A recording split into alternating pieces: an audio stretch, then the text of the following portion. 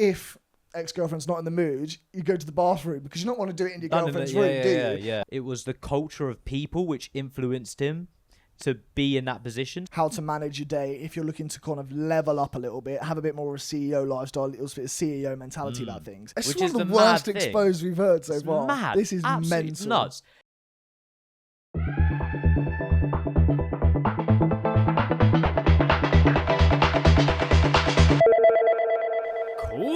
Quack! Back! Yes, we are. Hello. 75. Wow. That's a milestone and a bit, my friend. It's huge. That's massive. 25 away. What? 3/4 to 100. Well, we got to do a massive thing for 100. I haven't even started thinking about it yet, but I'm going to have to start soon. We're going to have to do something huge, mate. It has to be any massive. suggestions, by all means, let us know. 100 scratch cards. Could you imagine? Just that's the ep. Yeah. There's people who have been like, Mr. Beast did a video like that back in the day. He bought something like that. he did like $10,000 on scratch cards and saw how much he won. I think he won like $6,000, cool. so he had like a 60% hit rate. But like, he speaking lost $4,000 on that video. Mr. Mr. Beef. Beef. Mr. Pork Loin.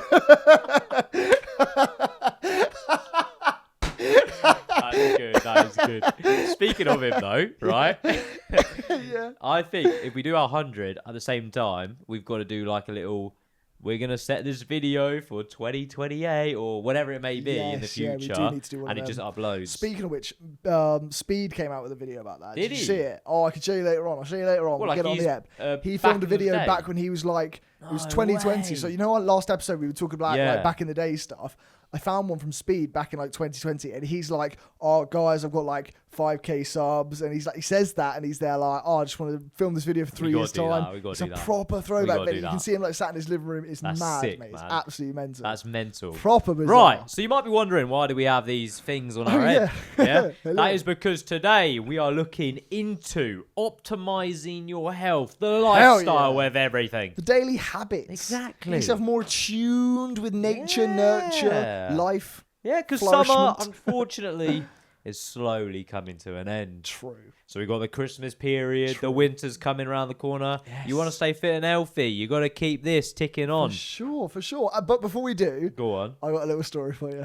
Okay. Story this time. Is completely left field, nothing to do with the app at all. Right. Something that happened this morning, which I need to tell you about. Right. You already knew I was doing this, so I, unfortunately, had a bit of an earwax build-up situation, right? Not very nice. Had to get it sorted, okay? Couldn't hear out my left ear. It was making life a bit difficult. Part of a healthy lifestyle. Health and rejuvenation. So you can hear better. So I can hear better. So for the last 5 days, I've been doing these like oil in my eardrops to soften up the earwax. It's actually been really Whole bad. process. I could not hear out of this ear, bro. Proper clogged. Proper clogged. Like you couldn't see the eardrum. The doctor was like, you literally can't see the eardrum in there. Could you hear like all right or not? I could hear, but like I was basically whenever I was driving, my car volume was like massively loud. Whenever I watch films, it was always massively loud. And everyone would say to me like, turn it down. I'd be like, nah, it's fine. Yeah. It's kind of like that vibe. So I could hear what I wanted to hear. Just people like to project themselves. Anyway, so I go in today for the appointment, right? Okay. Now I'll tell you this side story before we get to the main story. Sure. I park up, right? Just before I walk in, there's a bus stop next to this hospital, this GP place, this doctor's practice. And there's a woman sat with her husband, I assume. And there's a bunch of people sat at this bus stop. It's sort of like rush hour time. So there's a lot of people there going to work. I shit you not, right? I'll swear for that one. But I shit you not. The husband was like flapping his hands, saying something. I couldn't quite make out what he was saying. The woman, I shit you not, stands up, turns, slaps him across the face in front of all these people at the bus stop, right? So instantly I was like, what the heck is going on? All of them, like everyone at the bus stop was like, pretending they didn't see anything. It's like looking around. Husbands that are like, he's so flapping his hand. They're not like an elderly couple. They're just like mid-40s looking couple. Oh my goodness. First off, what are you doing if you're stood at that bus stop and that just happens in front of you? What are you doing? Are you... Mate, I'm walking away. I'm gone. I mean, it's not funny. It's definitely not funny. It's not funny, mate. But like, I'm probably the like, way she stood up and just like, literally, like she was a frigging baseball player. It depends what he's done, though. He was like flapping his arms. So I think he's done something wrong. He was looking like he did something wrong. If he's messed up, then maybe the slaps deserve. You just got to burn it. Mate, if he's like cheated on the bird or something. Mental, though, do you know what I mean, though? Absolutely. Anyway, that was before I walked in, so my head's already scrambled. Jeez. I walk into the appointment and then it goes south. Right? Bit of entertainment. I check in. I walk into my appointment. They say, Mr. Granger Williams, will you go to room 5A for your doctor? I walk in there. There's a lady sat in there who looks like a quite esteemed doctor. And then there's a girl sat in the main doctor's chair, looks a little bit younger. I think nothing of it, right? I sit down, the younger girl's talking to me, and she's there like, oh, what's your name, date of birth and stuff. And I'm getting the gist pretty quickly that this is like a bit of a training environment. Right. Okay. Nobody says anything to me. Okay. No one says anything to me. Right? And she goes, oh, yes, I'll be doing this for you today. If you just sit there, and they stuff some tissue. Because basically what they do is they fire water into your ear. Really? Well, I think it's water. It's like some solution of sorts. Yeah. And they kind of like start to work the earwax out, right? And then they put the camera in check and they keep doing it, right? Anyway. This woman's squirting this stuff in my ear, and I start hearing the doctor behind go, no, not like that, right? Now, if you want something that's extremely unsettling, is to have a doctor with bloody squirting solution in your ear, and somebody behind her go, no, not like that, just before they do it. I was sweating. Ears are so sensitive as well. Well, this is the thing. Before they started, the doctor was there like, by the way, there can be like eardrum perforations, things that can happen, so we have to be very careful with this procedure. So if you try not to move, I was there like, so I'm there like not moving. Whoa, what do you mean not like that? What do you mean? This woman's trying, and literally before she goes, the doctor's like, no. And I'm like, what do you mean, no, please stop saying that, right? Anyway, so that happens. This girl starts to get flustered, right? She pulls the squirty gun, whatever you want to call it, out from my ear. She gets so flustered, she squirts it, goes all over the doctor's practice, goes all the way down me, goes all the way down the main doctor. The doctor starts laughing and going, oh, that wasn't meant to happen. And the girl behind me is like, I'm very sorry, like touching my shoulder. I'm freaking out, man, because there's shit all over me. The doctor's, and then she keeps going back into my ear because I'm a not serious person. I start laughing, and the doctor goes, you found it funny, yeah. Nobody was saying anything. They were just acting like it was all calm. Silence. And the doctor was like, can you stop laughing? I was like, I'm so sorry. I've never struggled so much in my life. So that was my morning, man. Oh, if you ever have a doctor, like, surely mate, we've got to re-skip that or something like that. That's brilliant. But you don't want somebody who's training to be down your ear canal. I know that everybody has to do it at some point, but God, it's not settling when it's being done on you. Do you know what I mean? Like, go into like the rough parts of London or something like that to go do that. Exactly. Don't do it like where someone's actually genuinely going to go to. But like that, mate, that sounds like a Mr. Bean skit and a half. I sat in my car afterwards and I was there like, what the heck is going on this fantastic. morning? Sorry, that was my morning, bro. I love that, bro. Eventful, eh? Very eventful. What about the slap, though? I'm keen about that. The slap, when I sat in the car, I actually voice noted myself because I had to remember it. I was voice noting and I was there, like, you hear on the voice note me going, nuts. And the slap, like I started talking about the slap. By the way. Proper mad, mate. Fair. Some weirdos rocking about this morning, mate. Yeah, I mean, everyone's each their own relationship. Anyway, so, yes, mate. Right. That was my morning. Well, we've got our very first segment today, which is we do. The big old expose. Yes, and you're on it today, mate. I'm excited because I have no idea who you're going for. Who are we exposing today? So, we are going down the sort of lifestyle coach route. Cool, my friend. Okay. Somebody who has the whole like daily habits to a T. Yeah. But I'd say this person probably didn't start off as that. Oh, right? really? Okay. So, this person is called Andy Elliott. And when I heard you say Andy, I knew where this was going. We've done the Andrew Tate before. Andy Elliott needs to be exposed. Very similar character. I've heard as well. a lot about this guy. A lot. By the way. Go on then. Right. Where are we starting? So if you don't know Andy Elliott, we'll start off there. Right. He sells one of the most powerful promises on the internet, in my opinion. He says that with enough discipline, confidence, and relentless effort, anybody can completely transform their life from nothing to success. Yeah, okay. That is his whole persona, right? Yeah. He's got millions of followers on YouTube, millions more all over socials as well. Selling You've crazy probably seen him, shouting at people, like really, really tight suit, awfully tight suit. Every time. And he's like shouting like a commander kind of thing. He's all about discipline, everything like that. And you would have seen probably clips of him everywhere. I did see a clip once, right? I saw one where he calls somebody up from his audience and he's there like, how much money are you making? And the guy's there like, 60K a year. And he's like, 60K a year? And he's like, yeah. He goes, you should do that in 2 weeks. And it's just like, it was like, I think he was expecting a much worse figure. So then he just started making like a short amount of time. And there's a guy who stitched it. He was there like, why not 2 days? Why not 2 hours? And he started cutting down. So funny, man. But yeah, this guy comes out with such statements. Some rogue things. He does, like you said, lots of these like TED Talk kind of things. And then he does a lot of stuff in terms of courses on his website. But we'll tuck into that.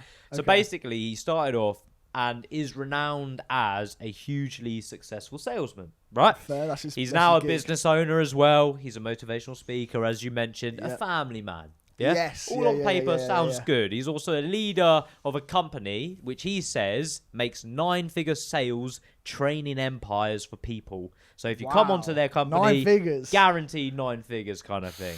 That's where he goes down, right? Here we go. So his journey, I guess, is a little bit when he got to where he got to, right? Okay. So before the supercars, before the huge training events that you've probably seen him all over the socials doing, and all the motivational speeches, Andy actually was a salesperson, right? Cool. And he used to be in a car dealership, so he dealt with automotive stuff like that, right? I see. So if we skip to the very first chapter of Andy's life, Really? this is the thing that does get sold in terms of why he's so successful. So you'll hear him in clips. I've made X amount of money in a day. I've made 700k in 1 year.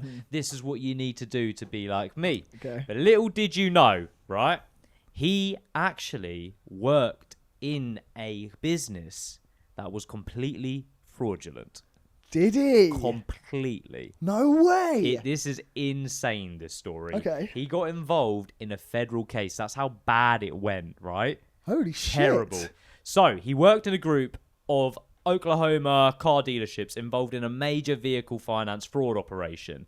The dealership heavily targeted customers with poor credit. So, according to the federal prosecutors, employees used fake cash deposits, fabricated pawn shop transactions and false trade-ins, and inflated vehicle prices to obtain finance that customers might not otherwise have received.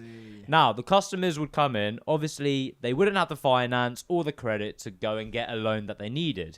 But this is where they targeted these vulnerable people because they needed the car either to go to work or to drop off their family or just for everyday use. Well, it's the vulnerable people that people go for, isn't it? That's how they do all their advertising. Precisely. Make them feel bad about how their life is at the moment and say that they can change it. Exactly. That's the whole game. The whole game. And they called this King Cash, right? This is their whole operation. So what they would do is they would technically say you've purchased a car for $1,600 as a deposit, right? You'd go away, and to make sure that you're definitely liable to that claim, I would say to you, by the way, if you get a phone call by the cops, whatever it may be, you've got to say you did make that purchase. Otherwise, we will take the car back off you. Bear in mind, these people need the car. So they're going to agree to that and adhere to it straight away. So then they basically you have to be fraudulent in order for us to give you a car. Yeah. So when the cops came through, they'd see like the fake paperwork go through the transactions. Then they'll call up the owner of the car and be like, "Did you pay this?" They'll say yes. So hopefully it looks squeaky clean in their eyes. Now, this was kind of the issue. Eventually, after like a thorough investigation over 5 years, right? I think this was from 2014 or something like that till about 2018, 2019. Yeah, what you mentioned there is like all that whole 2008 financial crash was mainly associated with people doing like false payment claims and false like income claims on their mortgages, which is why people then defaulted, which is what led to the big crash of the housing market in 2008. So since then, they put in this big whole operation that was like you have to have all of your documentation sides of things approved and sort of signed off and cross-checked and audited. Precisely. And this is how they're getting around literally it. Wow. This is literally how they were getting around it. And obviously it happened all across the country, but obviously this was a case where Andy was involved. Now, to be clear, we need to kind of say Andy's involvement technically wasn't directly involved, right? Okay. He was a cooperating witness when it came to a federal case. So out of the three defendant people, Andy did not get sentenced or charged. Whereas all his buddies, who helped him make that 700k a year, the 90k deals in a day and stuff like that, he snitched on. Oh, that's juicy. Big time, mate. Big time. Man. So in his like testimony, he's a snitch. Literally a snitch. And like these guys made him who he is. Oh man, gave I'd him love the to have money that people he go made. and like bring a camera to them and hear what they've got to say about the I think like he was saying like in his testimony, and it might be slightly wrong in terms of figures, but let's say he was making about 60k a year, right? On top of that, he would get bonuses and commissions and things like that, which allowed him to earn in 1 year 700k. And that's purely based off all his mates allowing him to get those deals. And he stood on trial and swore an oath, obviously, to tell the truth during this court case, and basically ratted them all out to get away with everything. So he didn't end up getting prosecuted, getting imprisoned, and getting fined. That is so insane. So he swore in testimony to do all of that. He actually described it as it was the culture of people which influenced him to be in that position. So he felt like, because he was in this scenario, it was the culture. So like, if you didn't do it and you were like written by the rule and stuck by the rule, you'd be kind of ostracized and chucked away. Yeah. But because of the culture of the people, you were like enticed to do it. Sounds that was like his whole like plea to get out. So it's basically like saying, all my mates were bank robbers and I robbed the bank because of the culture. Doesn't work like that. Do you know what I mean? It's true. insane. So absolutely true. insane. So true. So he wasn't convicted of fraud technically on paper. However, he did admit to things that if he didn't plead the truth, he would get convicted for fraud. Interesting. Put it that way. So that's how his whole background started. And he actually makes claims today about those sales. Like, I made X amount in one day. But mate, that was all fraud.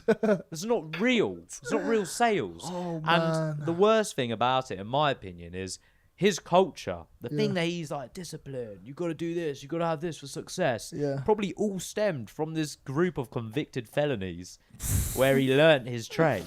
It's which one is of the the worst mad thing. exposed we've heard so It's far. mad. This is absolutely mental. nuts. So, I think it gets worse from here, right? Yeah. After the trial, everything like that, he's now reinvented himself. This is where Andy Elliott becomes Andy Elliott, right? Is it Andy Elliott? Yeah, it's Andy Elliott. I thought it was Lee for a second. I don't know what I'm on about. Anyway, so he goes around and he says he moved away from the working inside the dealership towards training people who worked in those dealerships. So he came into like this consultancy role. I see. Keep Playing his hands on clean. the fact that he's made these monies, all of that, blah, blah, blah. And I knew how to sell and all of that. Maybe he did make one or two real sales, legit sales. Yeah, but like to still be involved in a fraudulent activities, it's insane. Exactly. So instead of earning money from the individual car sales, he can now sell the system, the coaching, the events to entire sales teams. And that's where he realized that's where the real money is for me. Yeah. So he understood something extremely important as well about the modern social media. You need to create a persona. Love or hate, you need to have something that people recognize. Yeah. Very, very similar to someone that we know. Yeah. So, tight suits, the shouting, the physical transformations. He like berates people if they don't have a six-pack and stuff. That's one of his biggest and it's the things. intensity as well when he talks to people. Like you said, why aren't you making blah, blah, blah, blah, blah. Anyway, so he basically keeps on insisting weakness is a choice and that ordinary standards are unacceptable. You should never adhere to them. Sounds awfully familiar to someone that we know called Andrew Tate, in my opinion. He's now been locked up again. Exactly. Anyway, I'll let you carry on with that. But his whole like ethos in terms of social media is create clips that make reactions. Good or bad, that's how you will get views. Agreed. And to be fair to him, he's done very well. He's got exactly what he's created. He's got the views. Who knows how legit they are, but they're there. Or they watch Exposed. Precisely, They're not going to see the truth of these idiots. Exactly. And that's what's nuts. He's been getting a lot of hate recently as well, though. I think it is starting to come through that he is a bit of a fake guru. Well, I'd like to think so, because he likes to put himself as he has this perfect persona, this perfect lifestyle, and you should follow it, and then you would get that. But little do you know, like, that stemmed from what? Your foundations of being in a convicted company. Like, it's nuts. Anyway, so he got his success. He ended up selling all these courses, things like that. The classic as well when it comes to Exposed. Read the T's and C's because they're not legit. Everything he says that he's claimed as well for his businesses are literally through his own saying and doing. There is no outside of his self-reporting. There's no like individual single company that's come through and verified what he claims, which is we turn over X amount, blah, blah, blah. True. A really easy way to do it, which is what I've done back in the day with a couple of other fake gurus we've exposed, is literally just copy and paste their T's and C's, which are usually on their website because they have to label it because they have been caught out or sued or accused in the past. So these fake gurus do hide their T's and C's in their main website somewhere. Copy and paste it into ChatGPT and just say, hey, ChatGPT, list out for me what's unusually sort of, I don't know, vulnerabilities about these T's and C's what's for an average skeptical individual. as well. Like, ChatGPT will help you out easily. It'll just go, massively, this is unusual, this is massively. unusual, this is unusual. It'll just list it all out for you so simply. So he's built this whole empire essentially off the back of his car dealership sales life at the very beginning of his tenure. Yeah. And obviously, as we know, that's all fake. But he then realized that, and he said, right, people are calling me out on this. I've kind of got to admit this and take some sort of accountability. Did he? In a sense, Okay. right? Okay. So he's spoken publicly on this period of his life. He presents the investigation as a turning point for him, which allowed him to understand how the world works. And because of this, you should feel sorry for me because now I'm successful and they are my learnings, right? He said he's faced threats. He told the investigators all the truth. He describes avoiding prison and rebuilding his life as part of a wider transformation for himself, and that people can change and they shouldn't be dismissed from their previous lives, etc., etc. So, the question is not whether Andy mentions his past at all, because he does. He does, yeah. He admits it. The question is how the story is framed. Yeah. Throughout every single video that I've watched, he repeatedly says it's all about transformation, I'm better now for it, etc., etc. Not once does he mention the victims that were a part of this scheme that are now in massive amounts of debt, probably struggling to pay for anything now because of the back of this. Yeah, I mean, that's how they made most of their money. It's insane. It's sickening. It is absolutely There is no focus placed on the customers at all who are left carrying this unaffordable debt. It's placed on the financial institutions that suffered the losses. No accountability towards that. There is no accountability to the ethical employees who, according to his own testimony, could be pushed out and were pushed out. So there's no like saying these guys were actually right, I was wrong, I should have taken their lead and done what they did. Instead, it's all about presenting the consequences of what happened has transformed his life and made him stronger for it. Which is not, in my opinion, accountability, because you need to recognize what happened to everybody else to be fully accountable, which is insane to me. The fact that he still goes on about blabbing about his car dealership days and how much he made back then, which was all fraudulent, as we've just discovered. And then he goes, I've changed, I've transformed, I've taken accountability. And he then also preaches that you should be disciplined, you should be motivational, be a man, be a word to your man, like take accountability for everything you do. But doesn't do that in his own life. This is the thing. Like, I think a key facet of all these fake gurus, including now Andy Elliott, is they portray these incredible business minds that they are, and portray the whole idea of I could sell anything.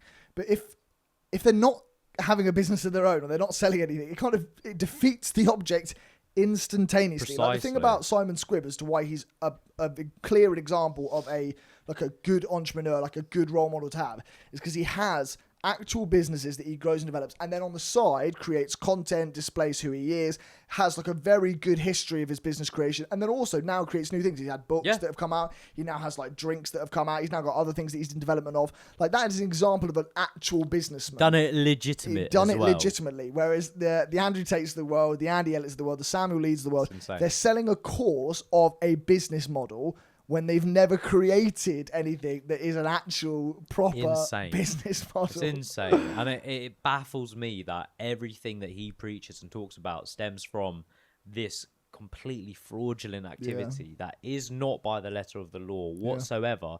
And I'm sure in his courses and what he describes as this is the culture is all from that day. It's like, it's all wrong. You shouldn't listen to that. So, I guess this is ultimately our opinion, right? And my opinion in particular. But viewers can watch this and they can make their own conclusions off the back of what we've just presented. But I think there's several reasons as to why he's not a good role model. Firstly, as I mentioned, his original success story. It's more complicated than the version that is usually promoted by himself as well. There's tons of evidence in there. We could have literally done a whole podcast on the actual court case itself. Really? It's insane the amount of detail that's in there. To look into that. It is absolutely nuts. Also, secondly, his redemption narrative appears to be focusedly heavy on his own escape, transformation, and success. There is no attention to the customers whatsoever, or the actual people who are the victims of the back of it. His hardship of having to deal with the culture. Oh, cry me a Precisely, mate. Precisely. Thirdly, his persona frequently treats aggression and intimidation as signs of strength. He encourages genuinely useful habits, which I admit to some extent, but packages them alongside incredibly narrow idea of masculinity. And fourthly, his business is proof and social evidence that they rely heavily on purely clips to get the traction that they want, which then diverts them and gets that funnel effect into their little pool of like what they're selling in terms of their courses, which is really, really poor. And then finally, I'd say what he says and preaches as well is purely self-reported. There's no evidence whatsoever that an external company has come into that business and said, yes, these verifications and claims are true. So when he says we create 500,000, by the way, like sales people through our courses, and then I think he has some other figure of how many of them go on to achieve X amount of like profits and numbers. It's all self-reported. There's no external like source claiming 500,000. It's insane, mate. He's only been around for about 2 years really, in terms of in the social media like public eye. It's stupid. And then he asks he goes to people like, you should trust me, you should take my word as gospel, take as absolute, and it's just such bollocks, in my opinion, bollocks, mate. I'm trying to work it. So he said 500,000. 500,000. Let's say he's been around for 2 years, which I don't think he's been around for 2 years. So we'll divide it by like 700. That means every day he creates 714 high ticket sales people. 714 a day. A day, mate. A day. A day, my arse, you fucking create that many. When you literally, when you go on his website, you see his stats, just have a bit of common sense about you. Yes. Do your sense checking. See if it's legit. But yeah, I've not seen him on many big podcasts actually. No, Do you know, I think he's probably avoided them because they know that they'll probably like get the reality out of him. And like he's in a room probably full of people that he either A knows or B are just like so in awe of him. That makes his clips look a bit good and a bit more trendy.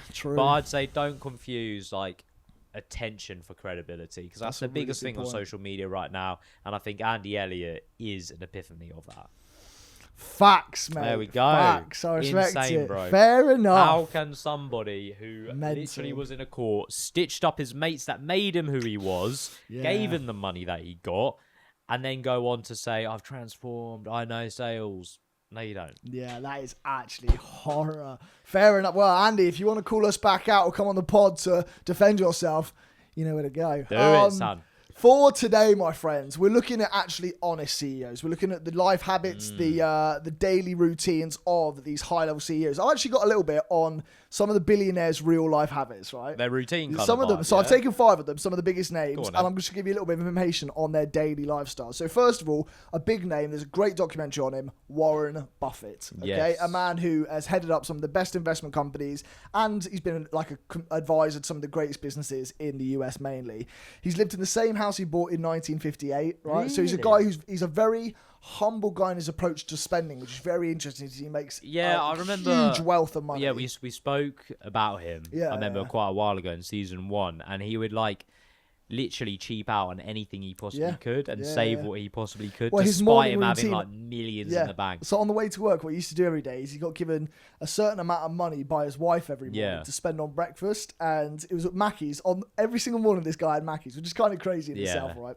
But anyway, every single time he went to Mackey's, and before he turned up, he'd check the markers to see if it went up, down, or stayed fairly level. And he'd spend £2, effectively $2, on like, I think it was like a bacon and egg McMuffin. Right. If it had plateaued. If it went up, he'd get himself like a bacon double cheese. And if it went down, he used to get himself like the flatbread wrap, the 150. Mental, and that's how he lived his routine every morning, which is kind of crazy in itself, isn't it? Right. So anyway, it is. His whole thing is like making like very few high quality decisions, but like when he makes them, like its attention is there. That's what he used to spend his days doing. He's like, he'd make very few decisions, but ones he did were very high quality, very thought through. The guy literally just studied the stock market. Yeah, so he used to read to 5 to 6 hours every day. Spent just reading all the newspapers, all like the big new that are coming out on companies. So his whole lesson in life was information is better than constant activity. Information, reading. So that was his lifestyle in general. Jeff Bezos, another big guy, right? Prioritizes the health and fitness side of life far more than I realized. So this guy has religiously slept 8.5 hours every night for the last 30 years. It's like some of the things that he like lives by definitively. Another one is he doesn't ever change his schedule. So for example, meetings have to be between 10 a.m. and 12 a.m. every day. Doesn't have meetings outside of that because that's when he knows his mind's most active. I like that. And he sticks to this like almost energy management, he calls it, in his life without failure, which is very, Yeah. very impressive. Elon Musk, another very busy guy. Different Very lifestyles busy. for all these guys, but they Yeah. share a lot of like sort of structure and Similarities. similarities amongst them. He splits his time across obviously a multitude of companies, but his whole thing is structuring calendar blocks so that they're very effective. So there's like a story of him and Tesla back in the day where it was either Tesla or SpaceX. I think it was Tesla. And from like 9 a.m. to like 9 p.m., he had 5-minute blocks for every single employee that worked at that branch. Madness. And this is the he uses blocking to a different level. Like Yeah, he works yeah, an yeah, ungodly yeah. amount of Yeah, time yeah, as well. He yeah, works yeah. like 100-hour weeks regularly. It's not a norm, by the It's way. definitely not a norm. This is why these guys are billionaires. Exactly. And then the final one, Bill Gates, a massive name in business. He reads 50 books a year minimum. And they're sizable books. These are like documentary books. Bro, and I like need to get big more thesis into and all that sort of reading, stuff. man. I think that as well, bro. I Look don't at us, the read key. at all, mate. I really don't read at all. But Bill Gates also has these things called think weeks where he stops working on the business and he spends time purely on like development of ideas, like away from business, away from people, away from meetings. He has these things called think weeks. I like that. So it's a very interesting set of like lifestyles amongst these people. I think a couple of the big ticket items is prioritizing and planning is a huge one. Yes. Is healthy sleep and healthy like organization of life. And then information is key. Reading, 100%, understanding, mate, 100%. spending time with the people that are around you. It is so I agree. crystal clear. When it comes to optimizing your workload, right, don't go copy these people. No. That's the main thing to take away from this. Go find what works for you. True. That's the biggest thing. Like, even if you take 2 weeks and you just audit your life, basically, and go, right, when did I feel really, really good? Yeah. When did I feel kind of like crap, basically? When did I get tired? When did my energy like spark up again?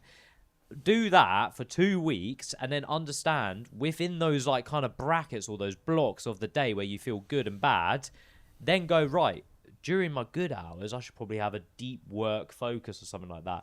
During my tired hours, let's get the boring admin stuff out of the way because it's a bit mundane. I don't need to think too much. Just type. Then you got the creative side of things. Maybe a bit more creative and a bit more imaginative when it comes to a bit in the afternoon, after lunch, or whatever it may be. So figure out what works for you, and that's the key. Even if it is taking 2 weeks out of your day just to try new things, like make that work. Exactly. One other thing that kind of stands out as well, and this reminds me from what's his name? Mark Zuckerberg. Yeah. When I watched the film about him, one really interesting thing about him, which kind of relates into what you're saying, is the small decisions, the wasting time decisions of life. He has like managed to drive out of his life completely. Which so, for is example, massive. he wore the same like t-shirt and jeans every single day for 20 years. Oh my God. He's only recently started like having a glow up, and everyone says it's because of his wife. But like he used to wear the same t-shirt and shorts every day. He used to have the same lunch every day. He used to have the same coffee every day. Yeah. Wasted no time on decisions that weren't important to his progression. Precisely. And that is a really simple way to go, okay, if I cut out all those decisions like that don't mean anything to me, just see if you can spend a day going, no decisions. Like when you walk, just go t-shirt, shorts. If you go to the fridge, just grab the first two things. If you do this, go and grab the first one. Like if you spend, like, instead of going on your phone and going, when's a good video coming across, like to watch either on Netflix or whatever else, like even if you are chilling out and having some lunch, like I go on YouTube, I'll doom scroll YouTube to find a good YouTube video to watch while I'm having some food. If I just go first one, that's probably 10 minutes I've saved myself there. So it's little decisions like that. The little ones. Make a big difference. There's actually a podcaster out there, UK finance lady. She's called not heard Nisha. Okay. Really, really good, by the way. She used to be in like the top firms, top of the top financial really? like advisors, everything like that. Okay. She left, started YouTube because there was more money there, which is nuts, by the way. And she had more freedom. But she goes, I have the same clothes that I wear on the podcast all the time. So she has this dress, but she has like 5 of them. Yeah. She'll just wear them all the time on the podcast. So she doesn't have to think and worry about how she looks on camera. True. / anyone clicks on her videos, same look. Instantly, same look. Yeah, Instantly I like that. recognize. So that's quite interesting as well. And a massive is. thing for me personally as well is if you are getting a bit overwhelmed with the amount of tasks, you feel like everything's getting on top of you, just go, right, in this week coming up, let's have 3 big wins. What are they? Just focus on getting those 3 things done. Don't worry about everything else. Yeah. Because like you said, overthinking and dwelling on stuff is just going to eat into your productivity. So when it comes to like maybe picking your item of clothing, if you have something that's a go-to and you know what you can wear, put that on. When it comes to a task, if you have the one that's the biggest task, just do that first. True. And then let everything else like take place. Otherwise, you're just going to sit there and the tasks are just going to constantly pile up on you. I completely agree. There's like some daily habits as well that I think no matter who you are, whether you're one of these high-level CEOs, startup entrepreneur, or even you're not involved in business at all and you're just chilling out in life, a big one, and I actually think this leads back into Exposed quite a lot, because these people in Exposed that we've almost like looked into heavily, a lot of them, bar maybe Samuel Leeds is probably not one of them, have an incredible fitness side of their life, right? Andrew Tate was a world-class kickboxer. Andy Elliott's obviously cares a lot about his physique. Well, he had a massive transformation. Liver King, for example, is a big guy who's like cared about his physique more than pumps pumps himself with roids. My point is the reason why I'm going to say exercise here is a massive part of a daily habit of any successful life is because the discipline it gives you in life is undeniable. Chris Williamson said once on a Piers Morgan thing, he was like, every part of health, whether it's mental health, emotional health, or physical health, is downstream from exercise. And what I think is really interesting is these people who have spent a lot of time caring about their physical health and put themselves into very good sort of physical shapes of their body and their life and stuff, they probably have already nullified the amount of sort of wasting time in their life because they spend so much time on exercise, which allows them to then kind of do these mass like mass media marketing things, make themselves seem like the most intelligent people in the world, because they don't waste their time. 100%. And that kind of comes downstream from having such a routine. I would always agree with that. I think especially when it comes to the mental side of things, like if you are feeling a bit down and like out really, a large part of that, just try go out, go for a walk, go get some exercise. You probably do feel 10 times better because you get that dopamine of actually being outside or achieving something. And then the endorphins start to rush. And then if you do a workout in the evening, at the morning, or even at lunch, you're going to get that kick, and that's going to make you feel productive because you've achieved something throughout the day. And then when you go back into your working hours, wherever it may be, you're going to smash stuff out of the way. Definitely. I agree. I think physical is a massive one as well, because honestly, like today, bro, I was literally, or even yesterday was probably worse off, right? I was literally just sat at my desk, work, lunch at my desk, work, got on the car, drove here, did a pod. Yeah. I did 3,000 steps that day. Wow. That was it. Wow. I was awake at 6. Especially because like all this whole like work from home model that now exists. I was awake at 6. Awake at 6. Yeah. Went to bed at 11:30. Wow. In that, that's a good chunk of the day. Like that's a very good amount of hours. I did 3,000 steps. That is mental. And I felt shit. Yeah, I bet. Like that's one good thing about like my job at least has the crew car park compared to where you go to is a 2K walk to go from where you are to into the because the car park's so far away. But even if it's you such a good part of my life, I automatically get the furthest bit. It gives you extra few more. I try to do that. Like I get 5K in just by turning up at work, which is also good. But if I didn't have that in my life, I'd be down at the 3-4K a day max, like 100%. And you can see why people do get depressed, do put on weight and things like that when they are working, because when you're done, you just want a bit of like a beer or some alcohol, or you want some junk food. Like it is nuts, but like where you can, just find time in your day to get out and about, wherever it may be, or make sure that you prioritize it before work or whatever it has to be. 100%. My next one as well, in terms of like how to manage your day, if you're looking to kind of level up a little bit, have a bit more of a CEO lifestyle, a little bit of CEO mentality about things, is review key metrics only. Now, it sounds a bit more professional than what I mean. If you're going to be drowning yourself in having to check how many likes you've had on your latest video and how many watch hours you've had on this and how many people have checked into this or how many sales calls you got, how much money, if you're looking at everything constantly on a daily basis, one, your motivation is probably going to slip. Yeah. And two, you're spending far too much of your time caring about the little things rather than just working on improving them. Yeah. So it's a really important thing of why businesses have such things as KPIs, and it kind of funnels on its way up to the CEO who's there like, okay, I'm going to look at this, this, and this. Is the company performing well? Are we making money or not? Right, off we go. And having a really keyhole perspective of how the performance is. Some people could probably waffle and be like, oh yeah, that might be slipping, but this is really good. And it doesn't really mean much. No. Having your lifestyle managed by almost like a key metric relation to yourself is a way to go, okay, so for example, if you look at yourself and going, how much sleep did I get last night?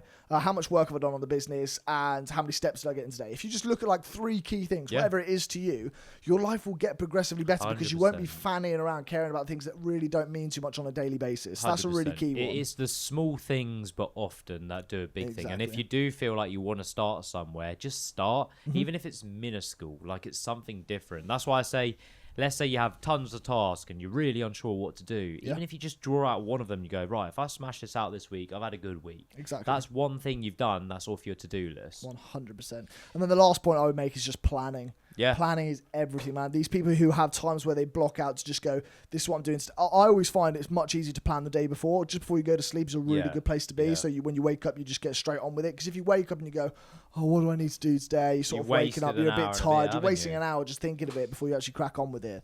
So that is what I'd say is the main key habits, bro. Well, my friend, when it comes to us ending this quarter, do you have any ideas of where we want to be to finish this off strongly?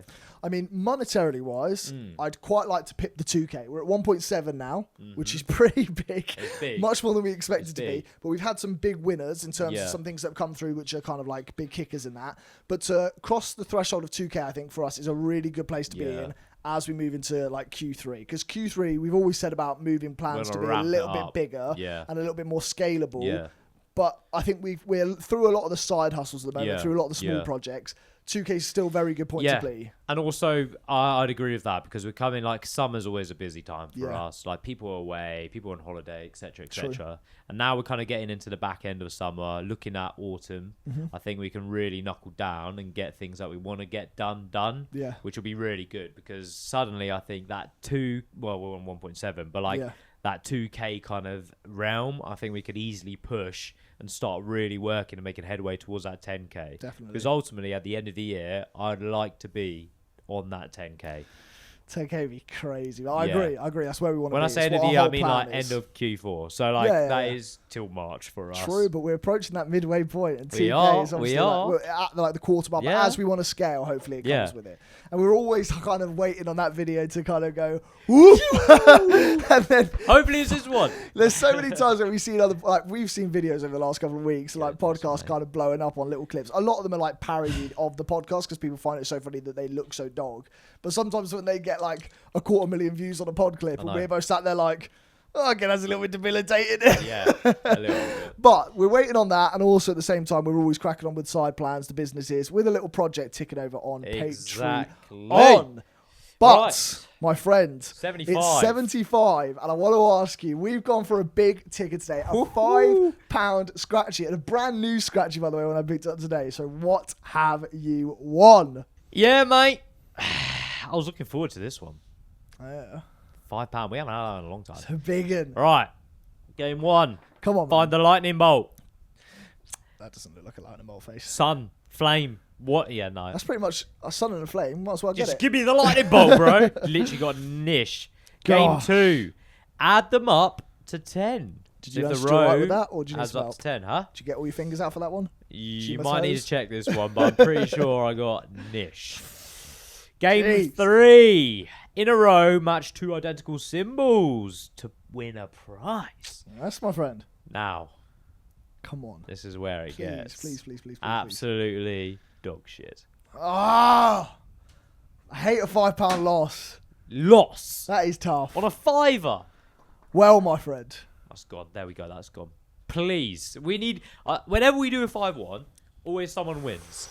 So don't let me down, broski. Find a lightning bolt. Come on. Wallet. Okay. Sun. Right. Case.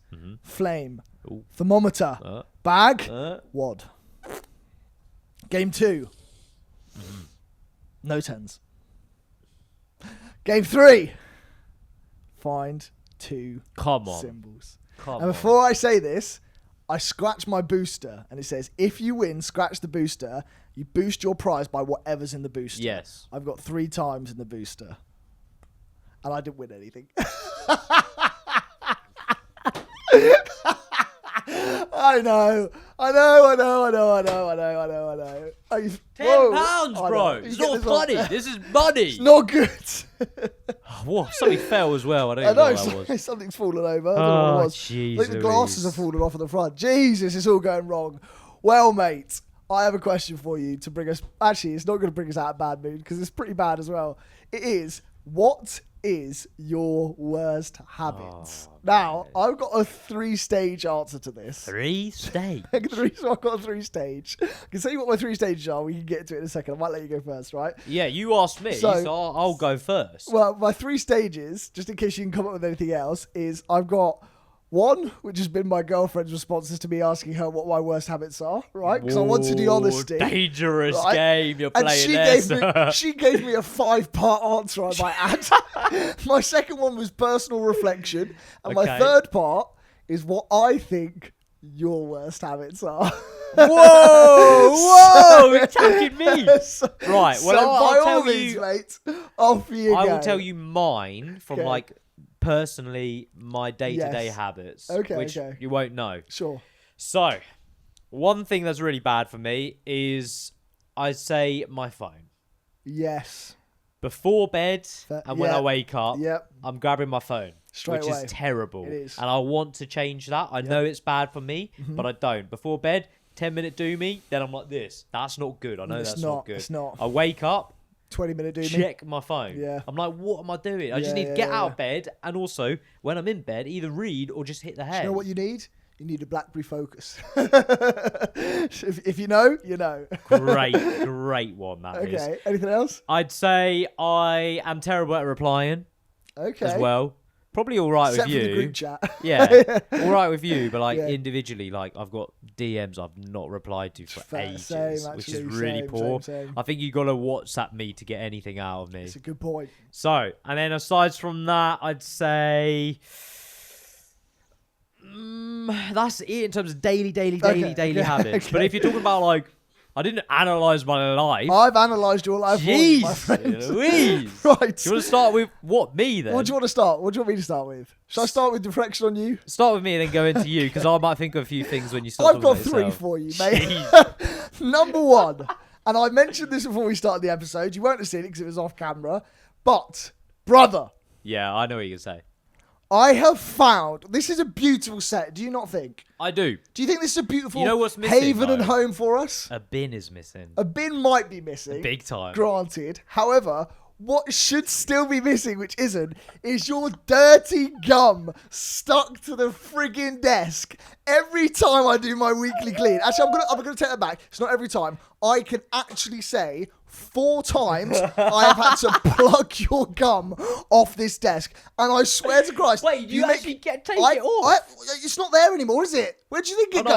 I do you think I the tooth fairy four takes off. away? I took 4 off the last No, I did. Well, that's what I we've had more than genuinely 4 took episodes, 4 bro. off. I'm telling you, 4 times I can think of the times where I've done my weekly spruce of the place and I'm pulling your damn gum off the desk. Oh, no, that's Behave bad. it. Yeah, okay, I apologise. Okay? But, or one but day I'm going to hide it in a drink and but make you drink it. you should leave it for me to pick off. You No, shouldn't have to pick no. it off, bro. I know I That's shouldn't. bad. That's bad. It's great. Right, All that's I apologise. my first. Okay. My second one. Before you do, to vouch for myself, if there was a bin, I put it in the bin. And what I do before the pods, I'm chewing it, I put it here, and then I forget about it because I say goodbye. Yes, okay. But that is my bad. All right, next one, okay? Let's see, try and get yourself out of this one.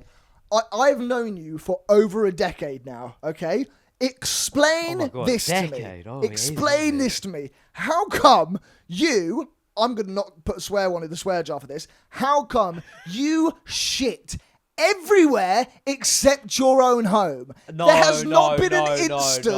No. You probably shit at your home as well. You I'll do give you not that. know how many poos This I have man at has home. 8 poos. I've seen this man go up to 12 in one day.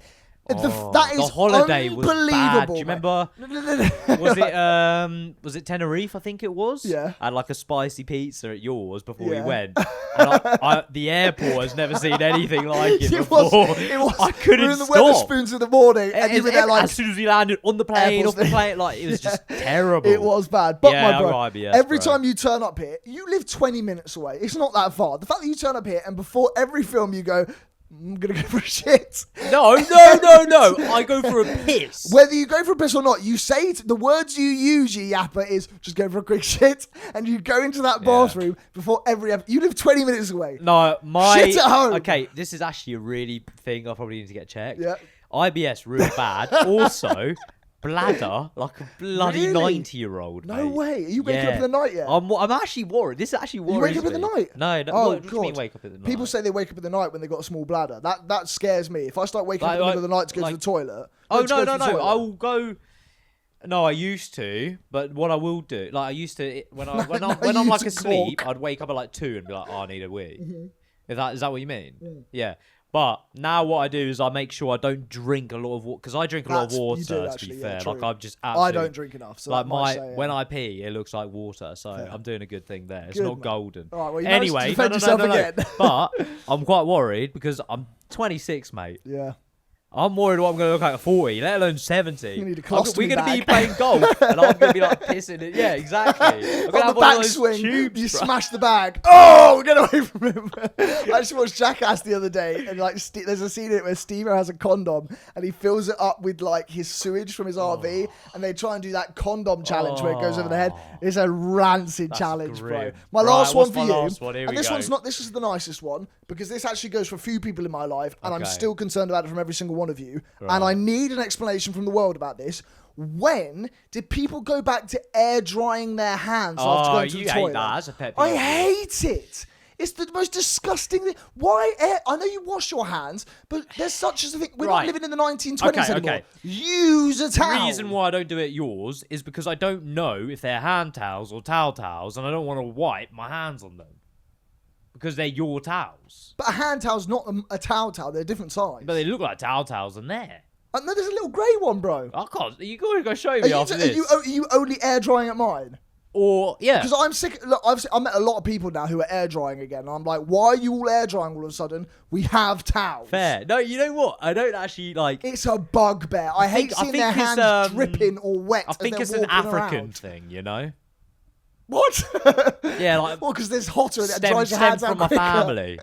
It's still mad, mate. Anyway, let's get on to a bit about me. I've definitely picked up a few about you where you've been writing on. Anyway. Oh, good. Right, I'm going to run through the 5 from my missus just because I found it quite amusing when she gave it to me. Go on. One was just a funny one. When I check my phone, she always sees on my phone that I've got probably about 2,000 to 3,000 emails a day, which I've never read. Oh, you're not one of them. I've probably got 16,000 unread emails in my emails. I've got spam from everywhere. Yeah, you and emails, full stop. Don't send me an email. Do not send him an email. Don't send me an email. If you're getting a response to an email, generally send wasn't me an me. email. Was not me. Right, next up, never. So this one surprised me the other day. That's a good one. That's a good one. This one surprised me the other day. Probably people are going to find this a bit disgusting. I don't think it's that bad. I have lived in this place for about 6 years now, right? I've never seen a reason to replace chopping boards, utensils like all the stuff that you use to do your pots and pans and stuff. Never saw cutlery. It's always been the same. Apparently, I got in trouble the other day because I said that why are we throwing away the plastic chopping boards? And she was there like, we need new ones. You've got to replace it every few years. I was a bit abstinent to that. Also, mattresses. People you've got to replace your mattress every 4 years. I think that's a scam. Exactly, that was my reaction. I think it's a complete scam. If you've got a good mattress, that's 10. My mattress cost me so much money. I don't have the money to buy a new mattress. So yeah, I'm saying mattresses, utensils, chopping boards. I keep them for minimal. You know what? I'm not gonna. No, that's a girl thing. That's a girl thing. Okay, problem, cool. Right? I'm happy to move on. As males, we'll eat off the floor if we need to. Yeah. Do you know what I mean? My next one, exactly same as you. Checking my phone first thing in the morning. Terrible. I have caught myself a few times. An hour still in bed. Oh, no, I'm like 10 minutes. Nah, bro. Because sometimes on my days off, I'm like, no, I will have an hour to myself on my phone. That's really bad. That's really bad. Next one. This is a funny one. This is kind of pod related as well. My missus said this to me, which I found quite harsh.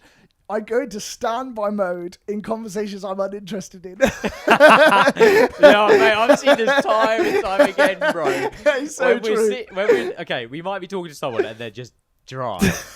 And this boy will be like, yeah. You won't say. I'm fantastic at standby mode. He has zoned out. I've now got to carry this conversation. I have perfected standby mode, honestly. To a T, right? And my last one is I am a next to the sink lifestyle kind of man. The amount of times where I stack up the sink without checking the washing machine or dishwasher or whatever is unbelievable. So those are the 5 from my missus. Your sink can be rammed at times. Yeah. My 2 personally, my non-disgusting one is I am not disciplined with exercise unless I have an obscene challenge I've set myself, which I think you know as well. You're like, when I set myself a challenge, nothing can stop me. But in normal life, I need to get myself back into the good habit of getting regular exercising. I think I wouldn't say you're not disciplined. Do you think? I would say you're probably just a bit unmotivated. That's a fair point. Because that's the thing, I require a lot of motivation for it. When it went back to Hartbury days and things like that, you'd be there all the time with me. If it's rugby or something like that and you're playing a team sport, you're there guaranteed training all the time. True. So it's not like a discipline thing because you do But I that. It's more the require- motivation. Yeah, I require a you need motivation. a goal. True. That's the hardest part, and that's the hardest part that people find when they leave Yeah. like team sports and things like that. It's It's like fair. I have nothing kind of to go towards. What am I doing it for? True. Do you know what I mean? True. My very last one for myself, which is a little bit disgusting, but I'm a proud man to say this. Look, bro, I'm not leaving a room to fart anymore. Look, if I need to fart... What? Leave the room to fart? Have you not heard this? People say, like, oh, you should be polite and leave the room That's if you a need to lady fart. thing. Oh, no, I hear it from a lot of people. It's probably I hear it from more people than I should. Wait. It depends on Like- scenario, right? If you're in like a wedding venue, just scoot out. I'm not farting in the middle of the ceremony. If but I'm my with the point is boys, like, I'm letting it rip. yeah, if I'm with the boys, I don't care at all. Yeah. But in normal life, like if I'm sat in my living room, I've got guests around and stuff. I'm not holding back a fart. It Like, depends who your guests are. I don't care. If you haven't bro. seen them in ages, If you I'm can't in- just... if I'm in my humble abode. No. You are in your Ugg era, broski. 'Cause I can see him, right, with glasses on, reading his book or checking his phone, just going... I'm just not battering an eyelid. Yeah, That is me. literally what my dad That is does, me. bro. That is me. I don't care. Oh, mate, I'm not 10. I don't need to leave a room to go and fart. I don't need to go to the toilet to fart. If I know it's a fart and I'm not going to shart like- myself, I'm fine. Mate, if it's someone like your cousins you haven't seen in ages, you're just going to let it rip. I might like do a little. I'll probably try and restrict the hold flow. it. Do you know what I mean? Like Yeah. I'm letting it out 100%. I'm Nah, not it's keeping jokes. it inside. Mate, I rate I'm it. not I keeping it rate inside it. at all. I rate it. That is He's my comfortable in his bad own habits. skin. Right, major one for you. We need to like get rid of, right? And it is one terrible one. Oh God! Really? Loads of people commented on this, by the way. About me? This And you've not told me? you know about it. When I say it, you're gonna right. This guy will wear a left sock on a right foot. I'm not and having a right it! sock on a left foot. They are What are you doing? They're socks. They're socks. They're labelled. Oh my God! But who checks? They're But labelled. they're fault, right? How do you put your socks away? Tell me how you put your socks They're away. labelled. How do you put your socks away? The Simple ones question. that are labelled. How do you put your I socks away, fold my them friend? up, I crunch them up, put are them you- away. are you but a I don't thump, have yeah? labelled socks, so True. they're multi-use. Okay.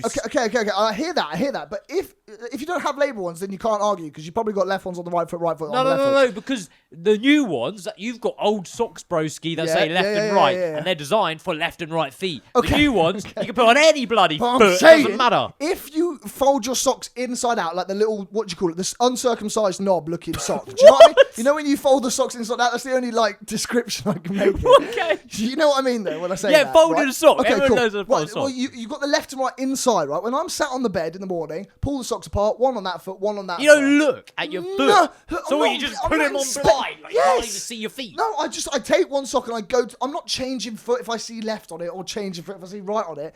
It's going on the first foot. no. And never in my life have I been uncomfortable wearing a left sock on the right foot or right sock on the left foot. Ollie, I've got to tell you something, okay? If a lot of people in your life are going, this is weird, this is wrong, and you're arguing against it, and you're the only one standing on that side, it might be you, bro. No, I'm a brave man. Okay. I'm spearheading society to a better place. It's a brave man who farts in front of people and says, I wear what sock I want. Do you know, if I was Prime Minister, I'm making... You make a rule, left or the right. Every government corporation, I'm giving them a uniform of socks and making them wear it on the wrong foot. There you they're go. allowed to fart wherever they want. Vote for me for Prime Minister.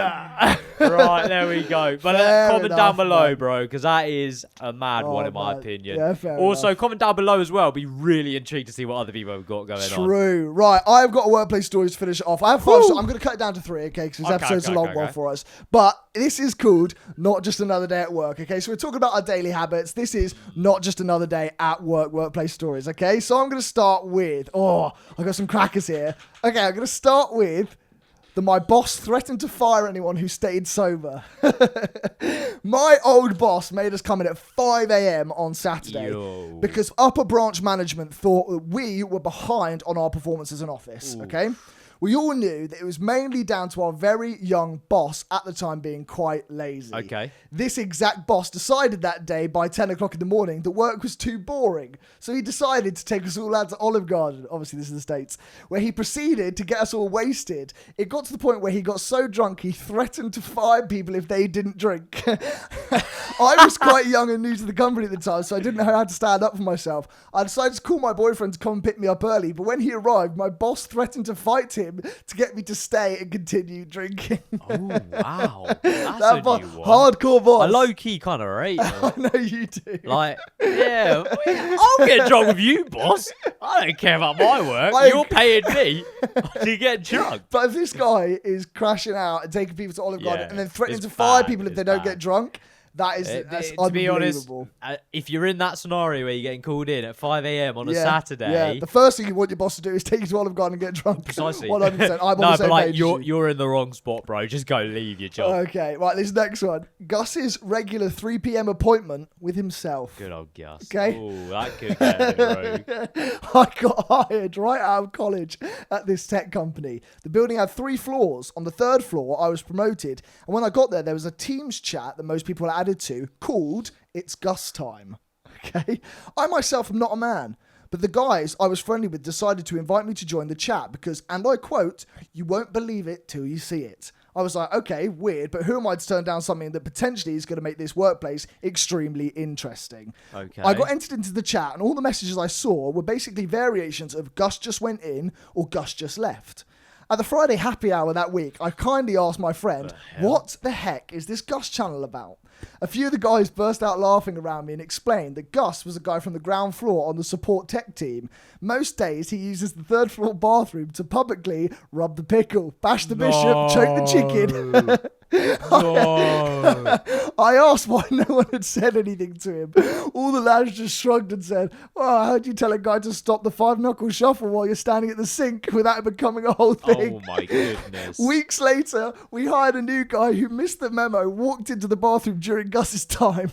Gus got put into a protected class of people and now gets to work from home exclusively. What the I love that. If you've been caught jerking one off in the toilet and then she work from home, bud. No, but this is the thing. So That's the full nuts. story, I've taken that a little bit there for you. What actually happened was when this new guy went in and he had to speak to HR because what he'd seen Gus doing, HR had a conversation with Gus, put him into therapy. He then spoke to his therapist and got put into a protected class. So you know people have like protected class for people with depression or all sorts of other things. One of them that is like in there is if you have like sexual habits and stuff. He got put to work exclusively from home because of his sexual nature to not risk bashing one out. Oh, well, that's just going to make him bash more out, no? So true. What are we doing here, people? That is jokes, though. Imagine that. Having a little group chat. Having a group chat. Look, You've got, no, that was gone on for a while, That's bro. gone on for a long time. That was gone on for a long they've all time. like they've definitely all gone in to try and Have you find ever- out what he's okay, doing as well. I did not think I was going to take this way. Where's the riskiest place you think you've ever choked the chicken?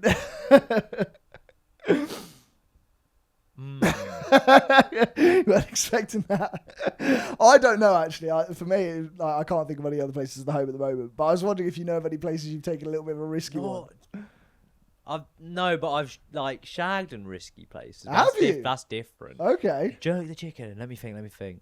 Do you know what? My funniest one would be ex-girlfriend's house, right? But if ex-girlfriend's not in the mood, you go to the bathroom because you don't want to do it in your girlfriend's room, do you? Yeah. And if you're staying with them for a couple of days, and like you're in somebody else's house and it feels a bit weird, you're in the bar, it's not a good feeling. No, that's not a good It's a feeling pretty at low all, point in life. To be fair, I can't remember like anywhere. To be fair, That's all I can think of. fair. Well, yeah, Right. like I have no clue. To be fair, someone's Okay. house probably, but not like a best mates or anything like that. I see. Right, my next one, the pervert pizza party.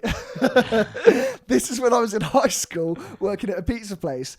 We had some really cool assistant supervisors who, once the close were done, they'd let us sit and hit the beer taps, right? Have a few pints after the shift.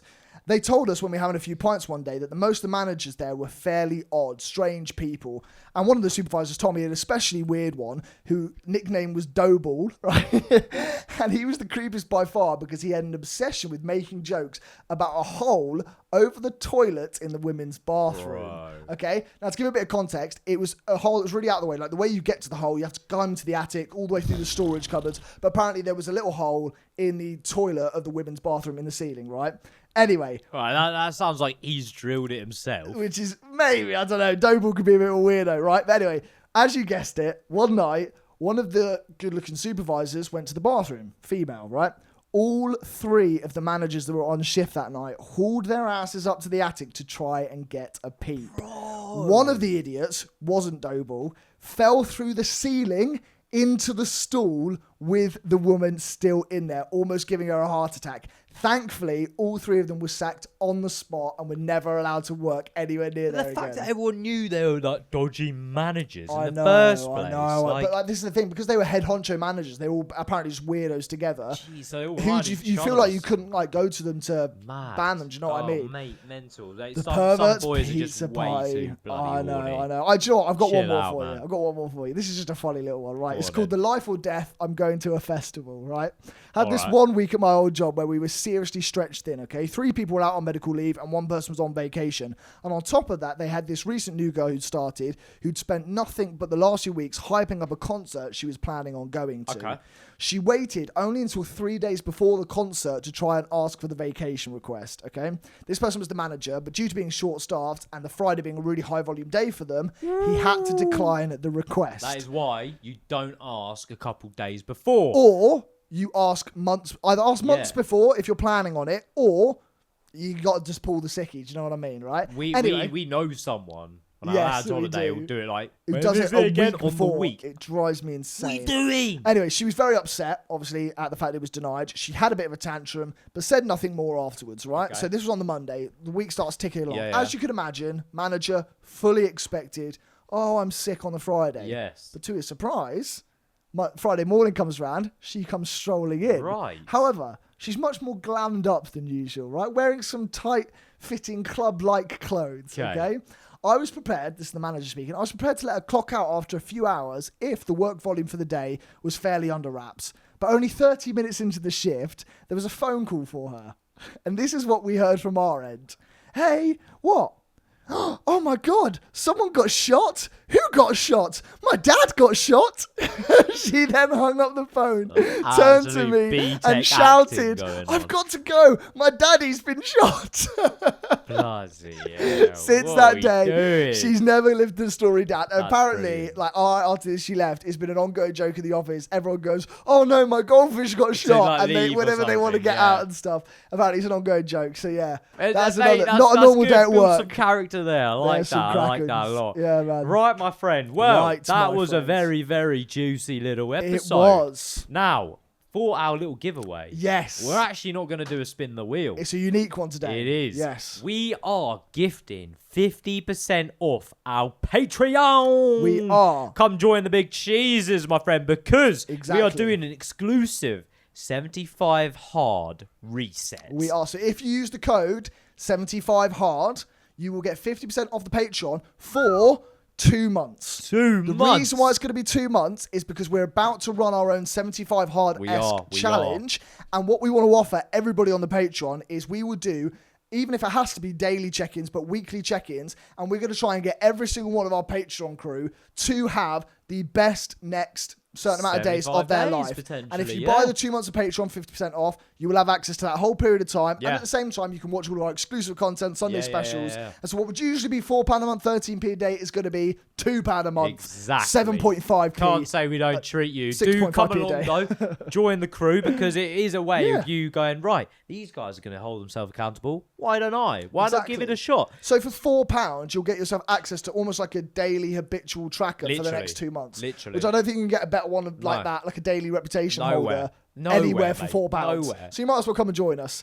Do it, man, because like you said, we'll get weekly check-ins, weekly updates. We'll keep you guys posted on how we're doing. Except it's Also, Monday. if you do it now, if you go onto the Patreon after this episode, we're going to be explaining the rules. Yes, yeah, the rules, everything will be there. The check-ins will be there as well. So head on over. There In the we meantime, go. we'll be back this Sunday with a little Sunday special for you. As We've got some always. interesting plans to see out Q2, which we're also going to talk about on the Patreon. Yes. So do come back. And in the meantime, check out @Susan Sliders on all the socials. Make sure 'cause you we'll always be there. subscribe. Certainly. Toodle pip. And cheerio.